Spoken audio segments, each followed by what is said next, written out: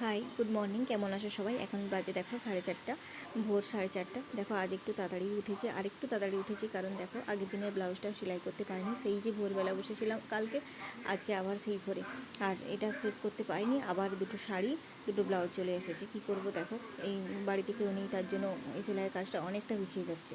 এটা ব্লাউজটা মোটামুটি হয়েই এসেছে, হাতাটা বাকি আছে, হাতাটা জুড়ে তারপরে ফিটিংস করে দিলেই হবে। দেখি, মৌমাছি যেহেতু এখনও ঘুমোচ্ছে তাই আমি এটা তাড়াতাড়ি করার চেষ্টা করছি। তারপর চলে এলাম এই যে সকাল হতে গেট খুলতে। এখানে গেট খোলা হয়নি আর জল দেওয়াও হয়নি। এখানে রোজ বাবা সকালে হাঁটতে যায়, বাবা এসে দরজা খুলে, কিন্তু বাড়িতে তো নেই, তাই আমি চলে এলাম। তারপর নিয়ে নেবো রান্নার জল, নিচ থেকেই রান্নার জল নিয়ে যেতে হয়, রোজ যে টাইমে জলটা আসে তাই নিয়ে নিচ্ছি এখানে। তারপর চলে এলাম এই যে তিতা ভিজিয়েছিলাম, তিতাটা খেতে আমি একটু খাবো আর মৌমাছির জন্য একটু রেখে দেবো। চলো খেয়ে নিচ্ছি।